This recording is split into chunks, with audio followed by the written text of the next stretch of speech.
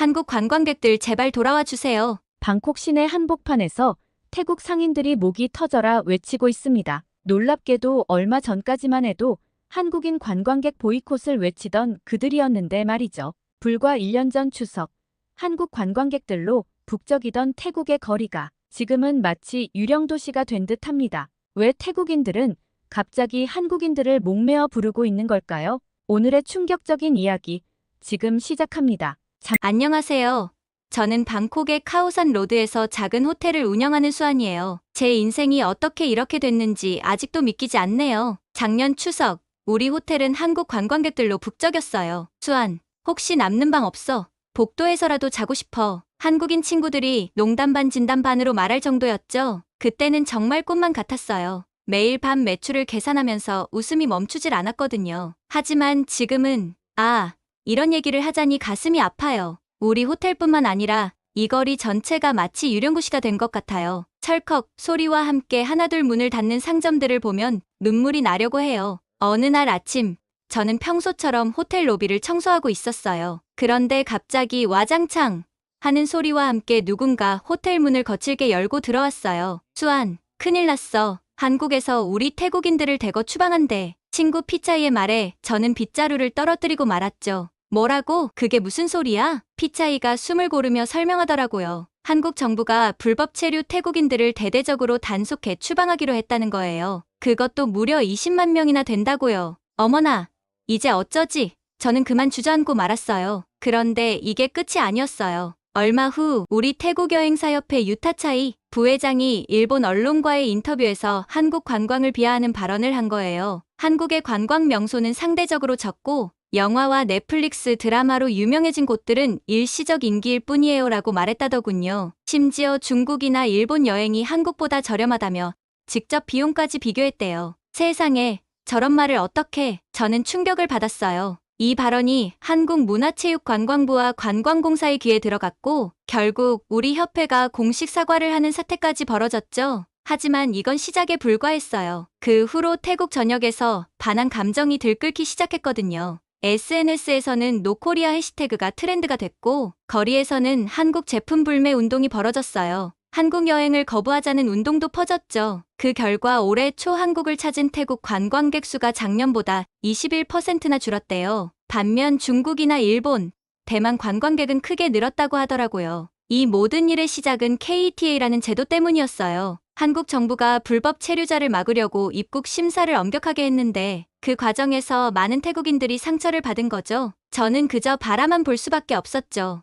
제발 이러지 말자 하고 속으로 중얼거렸지만 소용없었어요. 피차이의 말을 듣고 나서 저는 도저히 믿기지 않아 직접 확인해보기로 했어요. 그날 오후 저는 수완나품 국제공항으로 향했죠. 공항에 도착하자마자 저는 할 말을 잃었어요. 입국장은 말 그대로 아수라장이었거든요. 세상에, 정말이었구나. 저도 모르게 탄식이 나왔어요. 공항 곳곳에서 혼란의 물결이 일렁였어요. 추방된 태국인들이 쏟아져 들어오면서 입국 심사대는 마비 상태였고 수암을 찾는 곳은 사람들로 가득 찼죠. 공항 직원들은 땀을 뻘뻘 흘리며 상황을 통제하려 애쓰고 있었어요. 그때 익숙한 얼굴이 보였어요. 잠깐, 저 사람, 솜차이 아냐? 솜차이는 제 오랜 친구이자 몇 년 전 한국으로 떠난 옛 직장 동료였어요. 그의 모습이 너무나 달라져 있어서 처음엔 알아보지 못할 뻔했어요. 솜차이.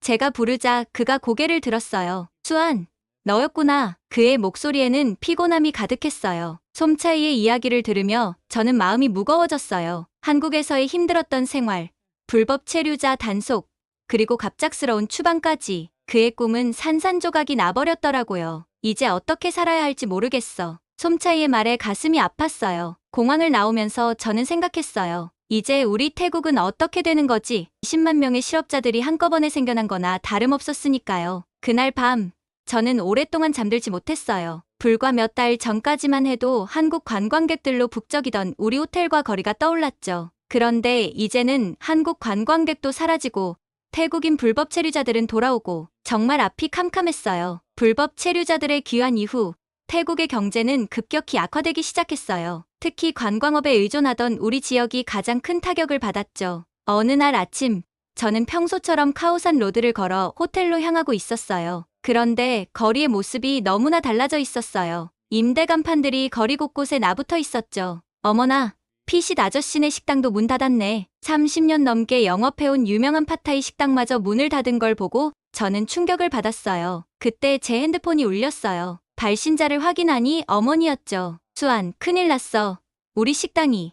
어머니의 목소리가 떨렸어요. 우리 가족이 운영하는 식당도 폐업 위기에 처했다는 거예요. 한국 관광객들이 끊기면서 매출이 90%나 줄어들었대요. 어떡해. 이러다 우리도 문 닫는 거 아냐? 저도 모르게 한숨이 나왔어요. 호텔에 도착하자 직원들이 모여 있었어요. 그들의 표정이 심각해 보였죠. 수안 씨, 큰일 났어요. 사장님이 직원 절반을 해고하겠대요. 뭐라고요? 저는 믿기지 않았어요. 하지만 현실은 냉혹했죠. 그날 오후, 저희 호텔은 직원들의 울음소리로 가득 찼어요. 10년 넘게 함께 일해온 동료들과 작별 인사를 하는 건 정말 가슴 아픈 일이었어요. 밤이 되자 저는 한숨을 쉬며 호텔 로비에 앉았어요. 텅 빈 로비를 바라보니 가슴이 아팠죠. 그때 제 눈에 작년 추석 때 찍은 사진이 들어왔어요. 한국 관광객들과 함께 찍은 단체 사진이었죠. 아, 그때가 좋았지. 저도 모르게 중얼거렸어요. 사진 속 웃고 있는 얼굴들을 보며 문득 깨달았어요. 우리의 문제는 단순히 경제적인 것만이 아니라는 걸요. 우리는 서로를 이해하고 존중하는 마음을 잃어버린 것 같았어요. 이대로는 안 돼. 저는 결심했어요. 우리가 먼저 손을 내밀어야 해. 그 순간 제 머릿속에 아이디어가 떠올랐어요. 한국인들에게 우리의 마음을 전할 방법이 있을 것 같았거든요. 하지만 어떻게 시작해야 할지 아직은 막막하기만 했죠. 그래도 이제 희미하게나마 앞으로 나아갈 방향이 보이는 것 같았어요. 어둠 속에서 작은 빛을 발견한 것처럼요. 다음 날 아침부터 SNS가 시끌벅적했어요. 샵너콜의 해시태그가 트렌드였죠. 태국 전역에서 한국 여행 거부 운동과 불매 운동이 퍼지고 있었어요. 한국 제품을 불태우는 영상, 한국 식당 앞 시위 사진들이 넘쳐났죠. 심지어 한국인들을 위협하는 글까지 올라오고 있었어요. 한국 화장품, 이제 그만. 우리 태국 브랜드가 더 좋아요. K-pop, 이젠 지겨워. J-pop이 진짜 음악이지. 한국 여행 대신 일본으로 가세요. 더 친절하고 볼 것도 많아요. 이런 댓글들이 SNS를 뒤덮고 있었어요. 한국에 대한 반감이 이렇게까지 커질 줄은 몰랐죠. 특히 눈에 띄는 건 중국과 일본을 추천하는 글들이었어요. 중국 관광지가 한국보다 100배는 좋아요. 게다가 물가도 저렴하고 일본 문화가 한국보다 훨씬 세련되고 품격 있어요. 우리도 배워야 해요. 이 상황이 너무 과하다고 생각하던 찰나 더 충격적인 소식이 들려왔어요. TV 뉴스에서는 연일 한국과 태국의 갈등 상황을 보도했어요. 한국 정부가 태국인들의 입국 심사를 더욱 강화했다는 소식, 태국에 있는 한국 기업들이 철수를 고려하고 있다는 뉴스, 모든 게 악화의 길을 걷고 있었죠. 저는 할 말을 잃었어요. 왜 이렇게까지 된 걸까요? 우리가 뭘 잘못한 걸까요? 이런 생각이 하루 종일 머릿속을 맴돌았어요. 그날 저녁, 오랫동안 연락이 없던 한국인 친구 수영에게서 연락이 왔어요. 수영은 방콕에서 한국어 강사로 일하고 있었죠. 그녀의 메시지는 슬픔과 분노로 가득했어요. 수안, 나 이제 태국에서 못 살겠어. 길거리에서 욕설을 듣고 수업도 취소되고 한국으로 돌아가려고 해. 수영의 말에 가슴이 아팠어요. 저는 그녀를 설득하려 했지만 이미 그녀의 마음은 굳어 있었어요. 수영, 제발 조금만 더 기다려봐. 이 상황이 곧 나아질 거야. 수안, 고마워. 하지만 난 더 이상 못 견디겠어. 매일 밤 두려움에 떨며 살 수는 없어. 수영의 말에 뭐라 대답할 수 없었어요. 그녀의 입장을 이해하면서도 이렇게 보내는 게 너무 마음 아팠거든요. 다음 날, 저는 용기를 내어 SNS에 글을 올렸어요. 한국과 태국의 오랜 우정, 서로를 이해하고 존중해야 한다는 내용이었죠. 하지만 댓글은 차가웠어요. 한국 돈에 눈이 멀었네 등의 비난이 쏟아졌어요. 수안, 넌 태국인의 자존심도 없어. 한국이 우리를 어떻게 대했는지 알면서 한국 편 들지 마. 그들은 우리를 무시하고 있어. 이런 댓글들을 보며 저는 깊은 한숨을 내쉬었어요. 어떻게 하면 이 사람들의 마음을 열 수 있을까? 이런 상황 속에서 제 마음도 혼란스러웠어요. 한국에 대한 분노는 이해할 수 있었지만 이렇게 극단적으로 대립하는 것은 옳지 않다고 생각했거든요. 일주일 후 수영이 한국으로 떠나는 날이었어요. 공항으로 배웅을 갔죠. 그녀를 보내면서 저는 다짐했어요. 이대로는 안 돼. 무언가 해야 해. 수영, 꼭 다시 만나자. 그때는 더 나은 태국이 되어 있을 거야. 그래, 수안. 나도 그날을 기대할게. 건강해. 수영을 보내고 나니 마음이 더 무거워졌어요. 이제 태국에 남아있는 한국인들은 얼마나 될지, 그들도 모두 떠나게 되는 것인지 머릿속이 복잡해졌어요. 집으로 돌아오는 길, 거리에 반한 포스터들을 보며 생각했어요. 어떻게 하면 이 갈등을 해결할 수 있을까? 한국과 태국, 양국 모두에게 도움이 되는 방법은 없을까? 머릿속으로 여러 가지 아이디어를 떠올려 봤지만 모두 현실성이 없어 보였어요. 혼자서 이 큰 문제를 해결하려니 너무나 버거웠죠. 아, 이건 정말 어렵네. 저도 모르게 한숨이 나왔어요. 밤새 고민해봤지만 도저히 답이 나오질 않았어요. 문제는 점점 더 커져만 가고 제 능력으로는 어떻게 할 수 없을 것 같았거든요. 결국 저는 지쳐 잠들고 말았어요. 내일은 또 어떤 일이 벌어질지, 그리고 제가 할 수 있는 일은 과연 무엇일지, 그런 생각들이 꿈속에서도 저를 괴롭혔답니다. 며칠 후, 저는 거리에서 충격적인 광경을 목격했어요. 한국에서 추방된 불법 체류자들이 대규모 시위를 벌이고 있었던 거예요. 우리에게 일자리를, 생존권을 보장하라. 그들의 외침이 거리를 가득 메웠어요. 플래카드에는 절박한 문구들이 적혀 있었죠. 경찰들이 시위대를 에워싸고 있었지만 시위대의 기세는 꺾일 줄 몰랐어요. 그 모습을 보며 저는 가슴이 아팠어요. 불과 몇 달 전까지만 해도 그들은 한국에서 열심히 일하며 꿈을 키우던 사람들이었는데 지금은 거리에서 생존권을 외치고 있다니. 시위대 속에서 익숙한 얼굴을 발견했어요. 바로 제 오랜 친구 피차이였죠. 그녀도 한국에서 불법 체류하다 추방된 사람 중 하나였어요. 피차이. 제가 부르자 그녀가 고개를 돌렸어요. 수아, 내가 여기 웬일이야? 피차이의 목소리에는 피곤함이 가득했어요. 우리는 근처 카페로 자리를 옮겼어요. 피차이는 한국에서의 생활, 그리고 추방 이후의 상황을 털어놓았죠. 한국에서는 힘들어도 희망이라도 있었어. 하지만 여기서는 아무것도 없어. 일자리를 구할 수가 없어서 너무 힘들어. 한국에서 왔다고 하면 다들 경계의 눈초리로 보고, 게다가 기술도 없으니 할 수 있는 일이 없어. 피차이의 이야기를 들으며 저는 이 문제가 단순히 개인의 문제가 아니라는 걸 깨달았어요. 20만 명이나 되는 사람들이 같은 상황에 처해 있다고 생각하니 아찔했죠. 정부에서는 뭐라도 해주고 있어. 제가 조심스레 물었어요. 피차이는 쓴웃음을 지었어요. 있으면 좋겠다. 하지만 우리 같은 사람들은 정부 입장에서도 골치 아픈 존재일 뿐이야. 카페를 나와 거리를 걸으며 저는 주변을 유심히 살펴봤어요. 이제 보니 곳곳에서 실업자들의 모습이 보이더라고요. 공원 벤치에서 하루를 보내는 사람들,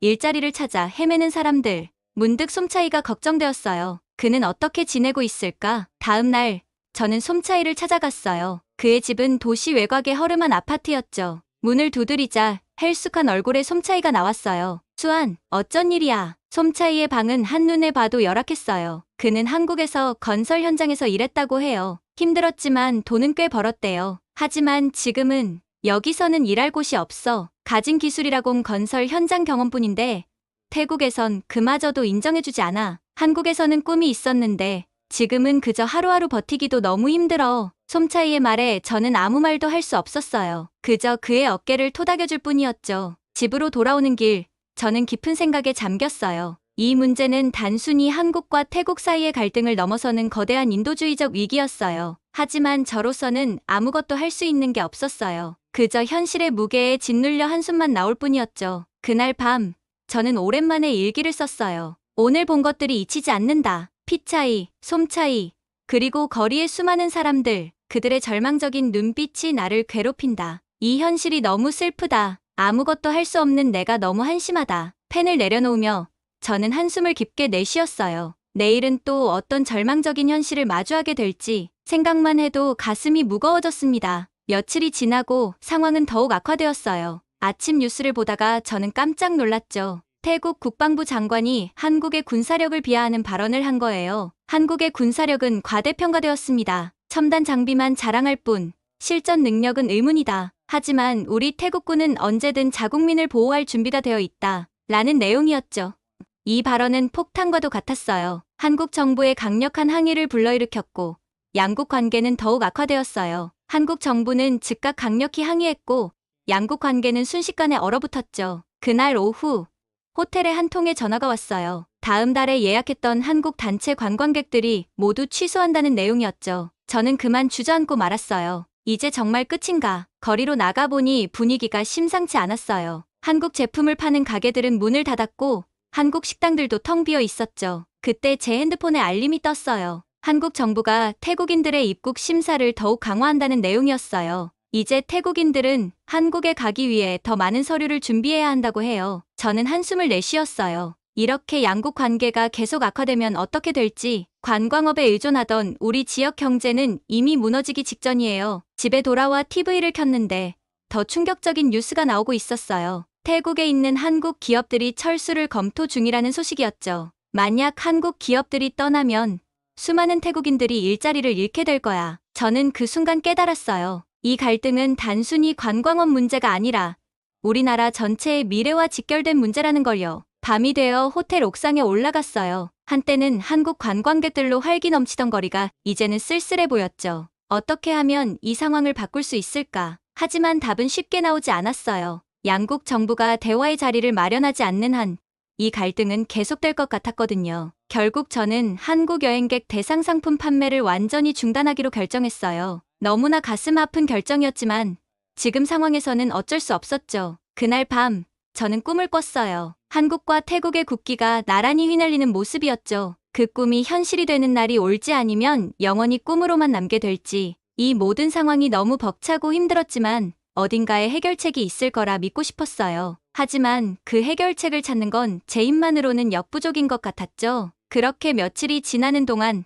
저는 계속해서 뉴스를 주시했어요. 어떤 변화라도 있지 않을까 하는 마음에서요. 그러던 어느 날 드디어 기다리던 소식이 들려왔습니다. 태국 정부가 드디어 움직이기 시작한 거죠. 불법 체류 문제의 심각성을 깨달은 걸까요? 뉴스를 보니 태국 노동부 장관이 여행사 협회에 공문을 보냈다고 해요. 한국으로 가는 관광객들의 불법 취업을 막아달라는 내용이었죠. 세상에, 이제야 정신을 차린 걸까? 저는 TV를 보며 중얼거렸어요. 장관의 말에 따르면 많은 태국인들이 관광 비자로 한국에 갔다가 불법 노동자가 된대요. 계약서도 없이 한국어도 못하면서 말이에요. 심지어 한국에 있는 태국인 불법 체류자가 10만 명이 넘는다니 정말 놀라웠어요. 10만 명이라고? 어쩌다 이렇게 된 거지. 정부는 특별 단속팀까지 만들어 공항에 배치했대요. 수완나품 공항과 돈무항 공항에서 불법 취업을 막겠다는 거죠. 한국 출입국관리소와도 협력한다고 하니 이제야 제대로 된 조치를 취하는 것 같았어요. 하지만 이미 엎질러진 물이었나 봐요. 한국인 관광객들이 태국을 외면하기 시작했거든요. 우리 호텔도 예약 취소가 잇따랐어요. 수안, 이러다 우리 호텔도 문 닫는 거 아냐? 동료 직원이 걱정스레 물었어요. 뉴스를 보니 상황이 정말 심각해 보였어요. 포켓, 치앙마이, 파타야 같은 유명 관광지에서 업체들이 파산하고 있대요. 한국인들이 즐겨 찾던 곳들인데 말이에요. 그러다 충격적인 소식을 들었어요. 세타타위신 태국 총리가 기준금리를 내려야 한다고 발표한 거예요. 태국 경제의 20%가 관광산업인데 지금 끔찍한 불황에 빠졌습니다. 이대로 가다간 국가 경제가 위험합니다. 총리의 말을 들으니 등골이 오싹해졌어요. 이게 바로 한국에 대한 우리의 오만함이 가져온 결과구나 싶었죠. 우리가 너무 한국을 무시한 거야. 이제 그 대가를 치르고 있는 거지. 그날 밤도 저는 여느 때와 다름없이 일기를 썼어요. 오늘 정부의 발표를 들었다. 너무 늦은 감이 있지만 그래도 다행이다. 우리가 저지른 실수를 인정하고 바로잡으려 노력하는 것 같아. 한국 관광객들이 다시 돌아올까? 우리 호텔과 이 거리가 다시 활기를 되찾을 수 있을지 모르겠다. 하지만 이제부터라도 우리가 할 수 있는 일을 해야 할 것 같다. 작은 것부터 시작해볼까? 펜을 내려놓으며 저는 결심했어요. 내일부터 호텔 로비에 한국어로 환영 문구를 써붙이기로 말이에요. 작은 변화지만 이것이 희망의 시작이 될 수 있길 바랐습니다. 다음 날 아침, 저는 일찍 일어나 호텔 로비에 한국어 환영 문구를 붙였어요. 한국 손님 여러분, 언제나 환영합니다. 라고 써놓았죠. 작은 행동이지만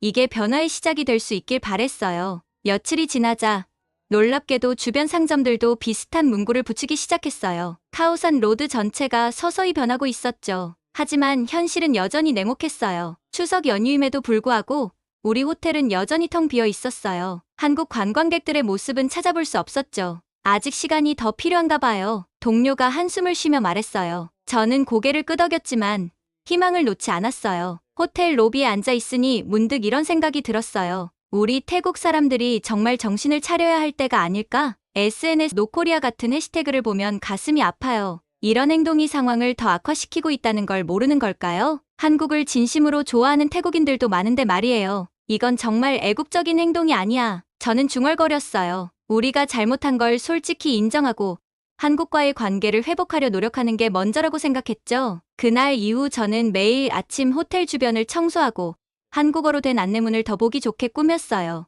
어느 날은 호텔 앞에서 작은 한국 문화 체험 코너를 만들어 보기도 했어요. 비록 찾아오는 사람은 거의 없었지만 지나가는 사람들의 관심을 조금이나마 끌 수 있었죠. 언젠가는 한국 관광객들이 다시 올 거예요. 그때까지 우리가 할 수 있는 일을 계속해야 해요. 저는 직원들에게 이렇게 말했어요. 비록 당장은 변화가 보이지 않지만 우리의 작은 노력들이 쌓여 언젠가는 큰 변화를 만들어낼 거라고 믿어요. 한국과 태국 사이의 오해가 풀리고 다시 한번 우리 거리가 한국 관광객들의 웃음소리로 가득 찰 그날을 기다리며 오늘도 저는 희망을 잃지 않고 호텔 문을 엽니다. 오늘 사연은 여기까지입니다. 태국 방콕의 작은 호텔 매니저의 이야기 어떠셨나요? 처음에는 한국과 태국의 갈등으로 시작했지만 결국 자국의 문제점을 인식하고 변화를 모색하게 된 그녀의 모습이 인상적이었습니다. 이번 사건을 통해 한국의 경제력과 문화적 영향력이 얼마나 큰지 다시 한번 확인할 수 있었습니다. 한국 관광객들의 발길이 끊기자 태국 경제가 큰 타격을 입은 모습을 보며 한국의 국제적 위상을 실감할 수 있었죠. 또한 한국의 엄격한 법 집행과 체계적인 시스템이 국제적으로 인정받고 있다는 점도 눈여겨볼 만합니다. 불법 체류 문제에 대한 한국 정부의 단호한 대응이 결국 긍정적인 변화를 이끌어냈다는 점이 인상적이었습니다. 여러분은 국가 간 갈등 상황에서 SNS를 통한 혐오 표현이나 불매 운동이 미치는 영향에 대해 어떻게 생각하시나요? 이런 행동들이 실제로 문제 해결에 도움이 될까요? 아니면 오히려 상황을 악화시킬까요? 그리고 한국과 태국,